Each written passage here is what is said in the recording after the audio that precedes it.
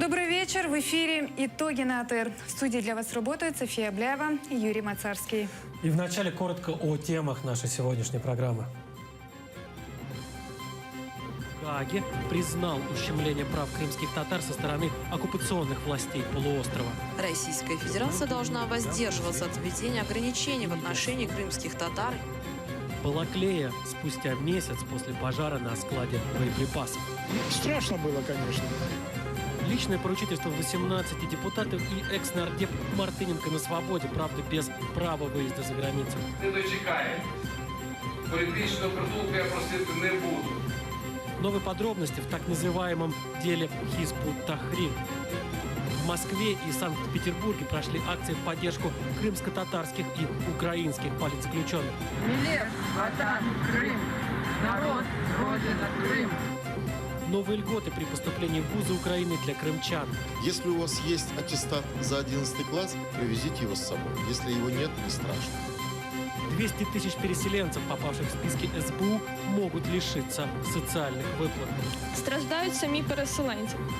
Кандидаты в президенты Франции используют тему оккупации Крыма в своей агитации. Теперь обо всем об этом подробнее. Международный суд ООН в Гааге начал оглашение предварительного решения по делу Украины против России. В поданном иске Украина обвиняла Россию в нарушении двух конвенций ООН по противодействию финансированию терроризма и о ликвидации всех форм расовой дискриминации. Суд не нашел достаточных доказательств нарушения России антитеррористической конвенции, но вот признал факт дискриминации оккупационными властями крымских татар и украинцев в Крыму. В качестве примеров такого рода дискриминации суд назвал запрет на работу Меджлиса и сокращение числа школьных классов с обучением на украинском и крымско-татарском языках. Суд ООН еще не начал рассмотрение дела по существу. Заместитель министра иностранных дел Украины Елена Зеркаль сообщила, что новый судебный этап должен начаться в следующем месяце. Дійсно, суд підтримав Україну, і це дуже важливо. Особливо важливо це з огляду на те, що справа стосується одного з постійних членів Ради безпеки ООН. 12 травня ми збираємось ще раз в Гаазі, і президент суду буде приймати рішення щодо подальшого розгляду справи, а саме як буде просуватися справа, скільки нам буде надано часу на підготовку основного меморандуму, де ми маємо викласти всі докази в деталях, включаючи вже і суб'єктивну сторону цієї справи. Однако суд ООН уже призвал Россию не препятствовать работе Меджлиса крымско-татарского народа, обеспечить жителям полуострова доступ к образованию на родном языке, а также соблюдать Минские соглашения. Президент Украины Петро Порошенко заявил, что это подтверждает факт того, что Россия является активной стороной Минских соглашений, а не посредником. Ми де-факто визнання цього – це є, наголошую, не політична оцінка, яка приймалася в багатьох політичних документів, не лише Україною. Сьогодні це були рішення і Парламентської асамблеї Ради Європи, і Ради Європи, і Європарламенту, і багатьох інших міжнародних шановних інституцій. А це вже вперше прозвучала юридична оцінка. Вынесенное на этой неделе решение суда ООН промежуточное. У Украины еще есть шансы доказать факты нарушения России и еще и антитеррористической конвенции. Для этого представители государства намереваются представить в Гааге доказательства прямой поддержки так называемых ЛНР и ДНР со стороны России. Прошел ровно месяц, как в Балаклее Харьковской области произошел пожар на складе боеприпасов. Это привело к их детонации. В результате 1 человек погиб, 2 были ранены. Саперы и сотрудники Госслужбы по чрезвычайным ситуациям продолжают разминирование территории. Робіт з розмінування у важкодоступних місцях. Болотиста місцевості, на полях є водойми, які потихеньку висихають, потрібно обстежити, а також сильно захаращена чагарниками місцевість навколо арсеналу. О том, как живут жители города, где месяц назад горел склад боеприпасов, в материале наших корреспондентов. Почти месяц назад здесь были взрывы и сирена тревоги, а местных жителей эвакуировали. Сейчас здесь играют дети. Продолжаются ремонтные работы. В этом доме живет человек, который помнит день взрывов. Мы сначала думали, что это весенний гром. А когда начало уже по-серьезному гахкать и начало лететь снаряды, люди в панике выбежали все. Вот в этих домах напротив, там есть бомбоубежище. Все побежали в бомбоубежище. Страшно было, конечно. Жить-то хочется. Лично мою квартиру дверь выбила. Дверь лежала на кухне, увидели последствия. Была сорвана с петель. Во время обхода дверь моя была якобы в нормальном состоянии. Я ее сам прикрутил.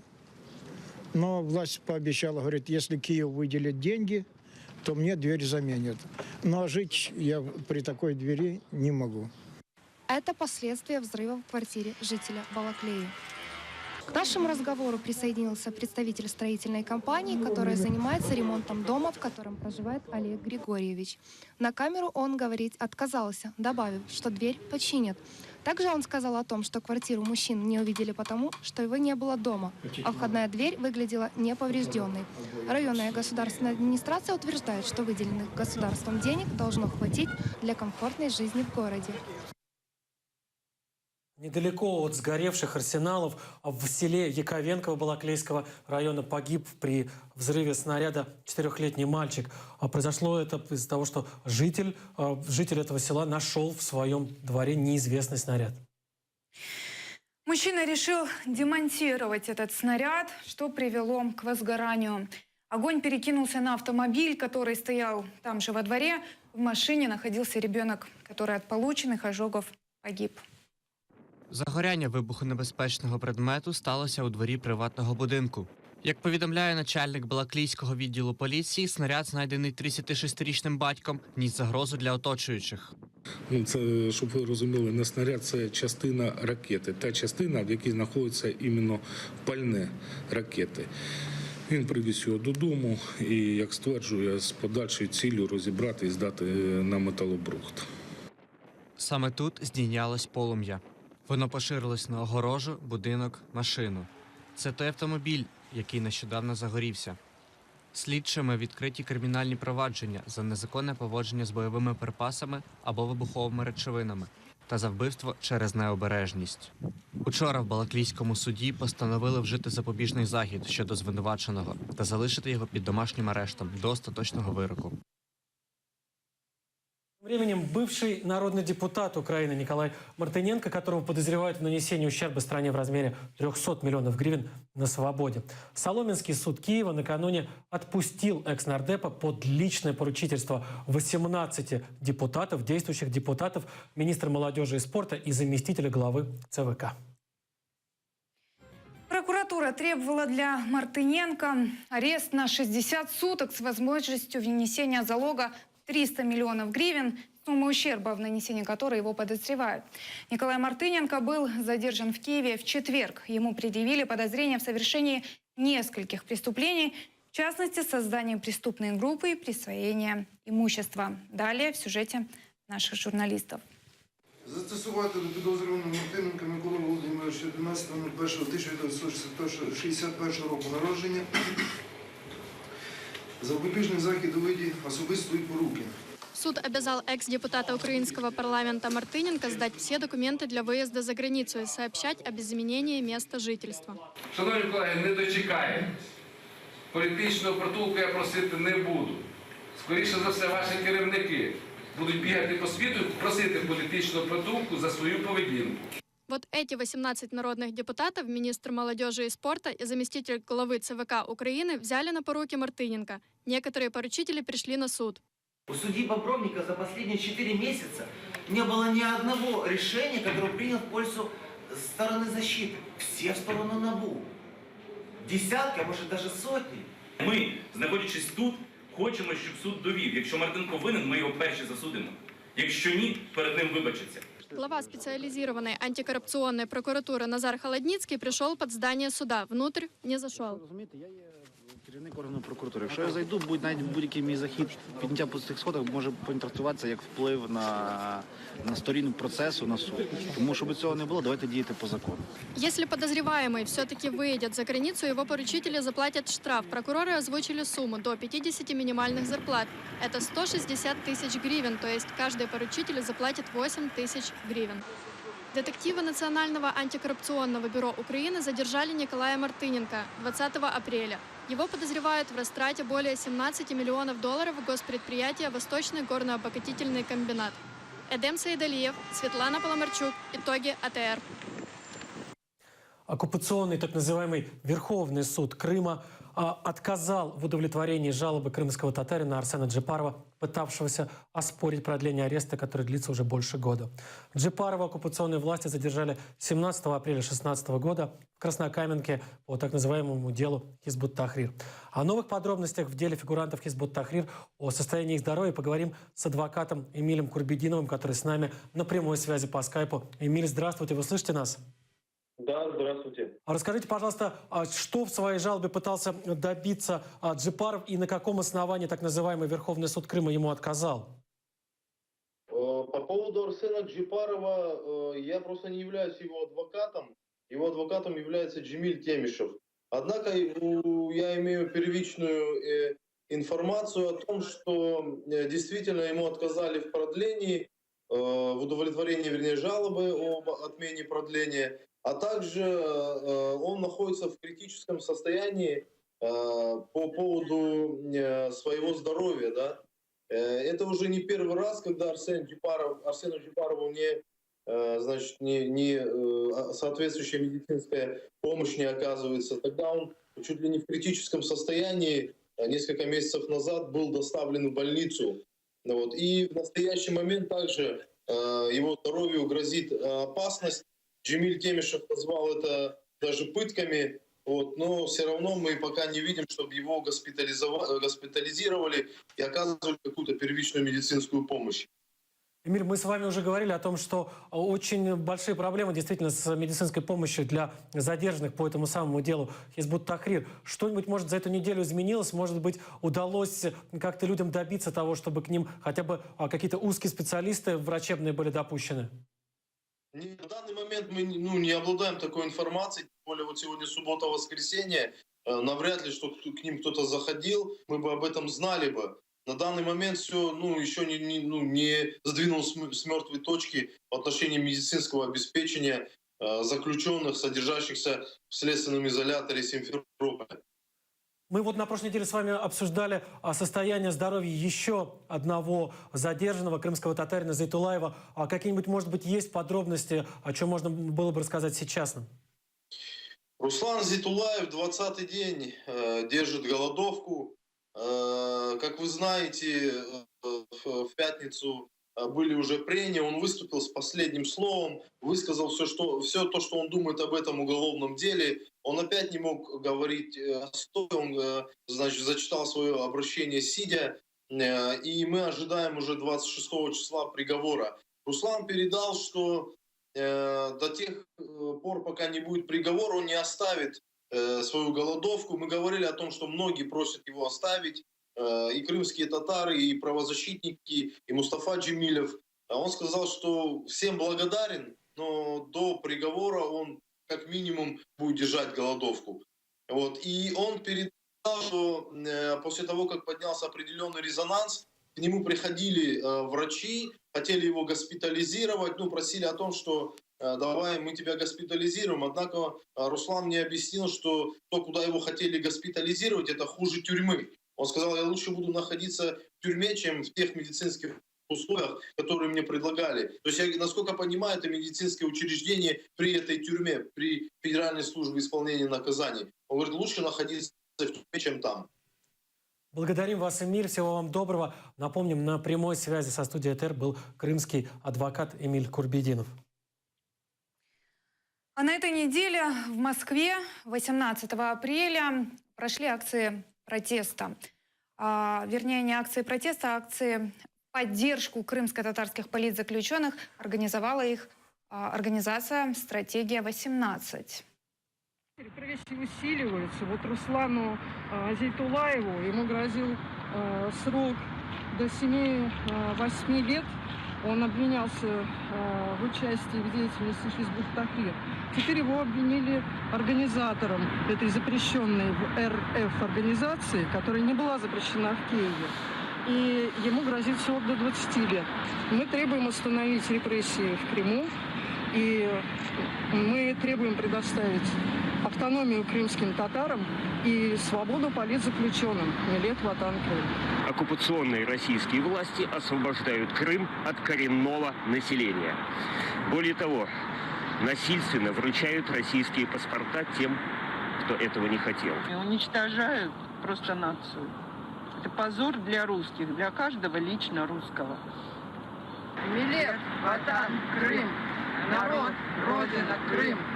Милет, Ватан, Крым. Народ, Родина, Крым.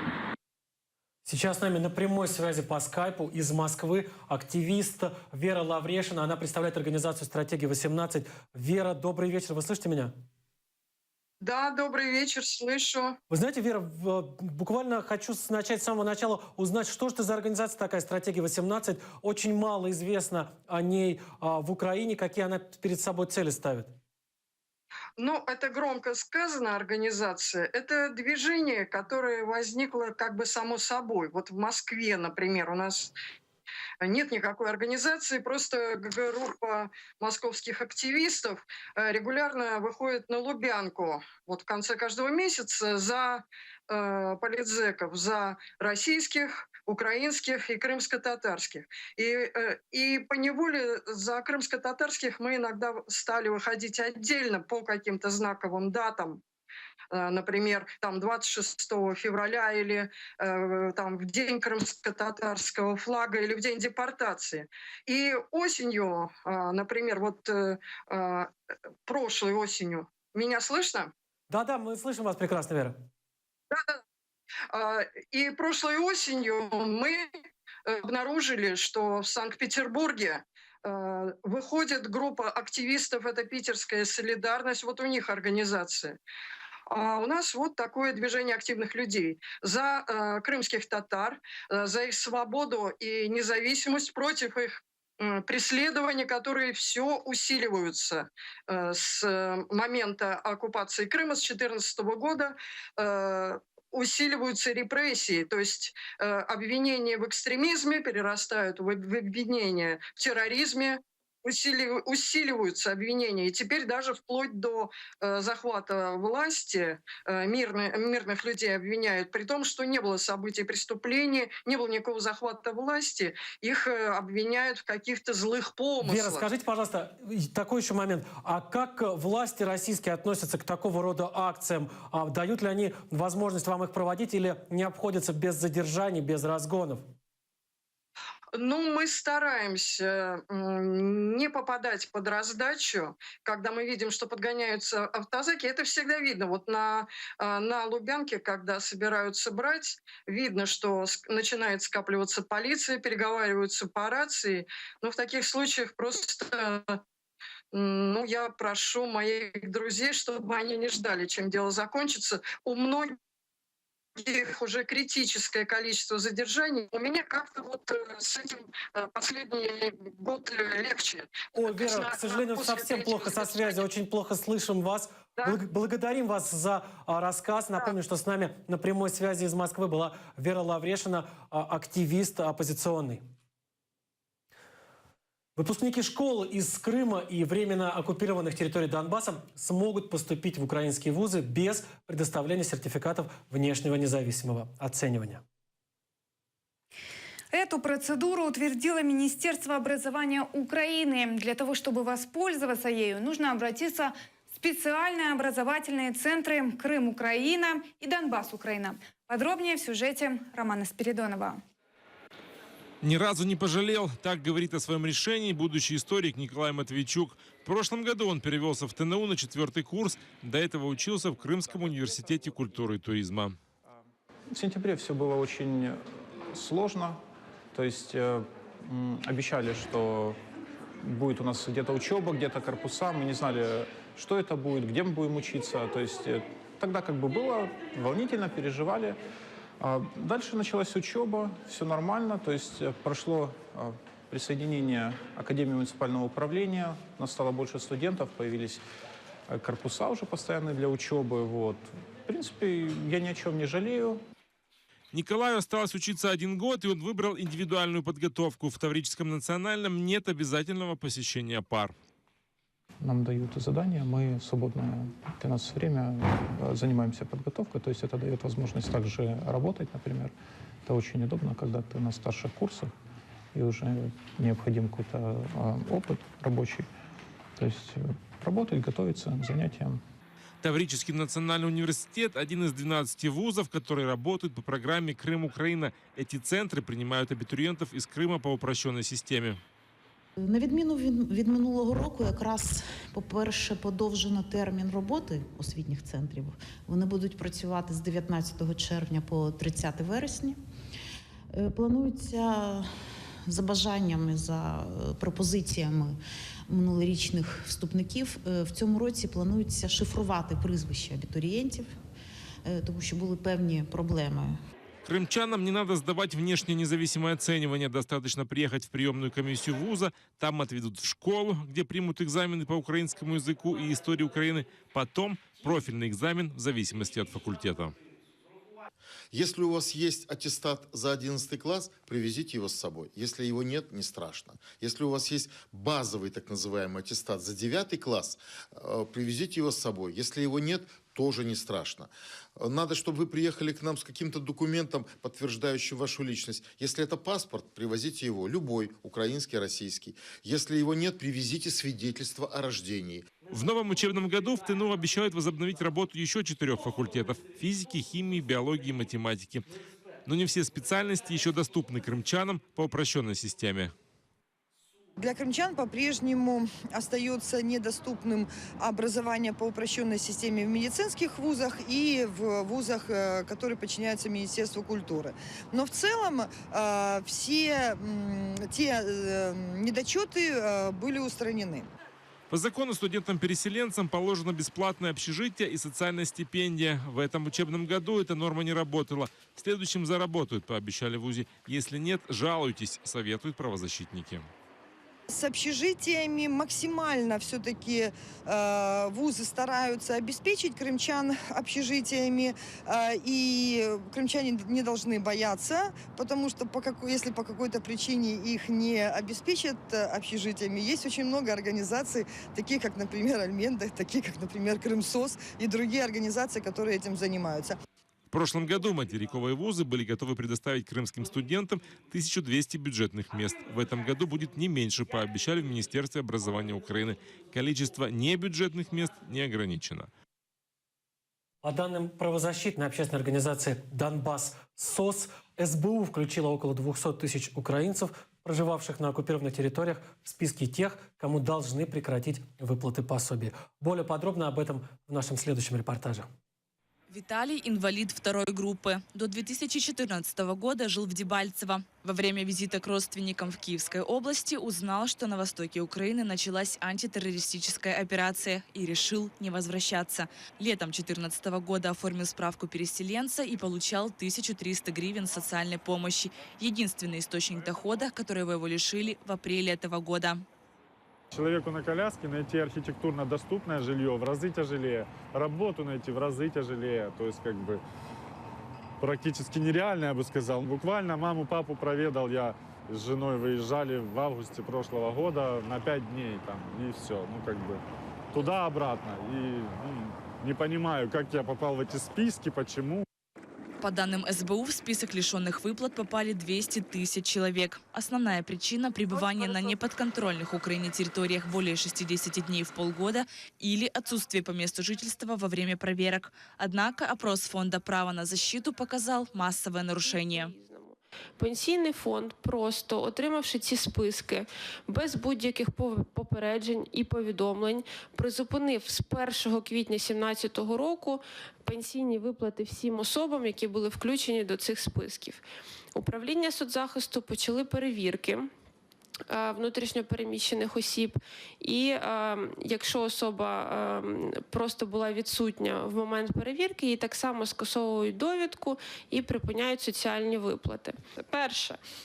Страждають самі переселенці, як ми вже побачили, люди, які дійсно проживають, які мають право як на адресну допомогу внутрішньопереміщеної особи, так і на всі інші виплати соціальні, зараз їх позбавлені. По-друге, працівники соціальних захистів, працівники пенсійного фонду мають додатковий клопіт, додаткове навантаження. Журналисты «Заман» пытались связаться со спикером Службы безопасности Украины, чтобы узнать, как формировали списки, почему прекратили выплаты пенсионерам и инвалидам и есть ли возможность восстановить социальную помощь от государства. Спикер СБУ на телефонные звонки не отвечала, сообщения в Facebook игнорировала. «Заман» продолжит попытки связаться с представителями СБУ, чтобы узнать, кто и почему попал в список. За этот месяц в Украине в суды передали около 20 исков на восстановление социальных выплат. Лидия Полянская, Эльдар Тарахташ, «Заман», АТР.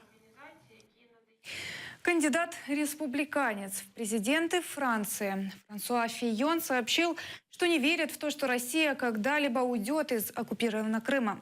Об этом он заявил в интервью изданию «Фигаро» накануне первого тура выборов, которые сегодня стартовали во Франции. Официальные результаты объявят на следующей неделе. В своих предвыборных речах оккупированный Крым упоминал не только Фийон.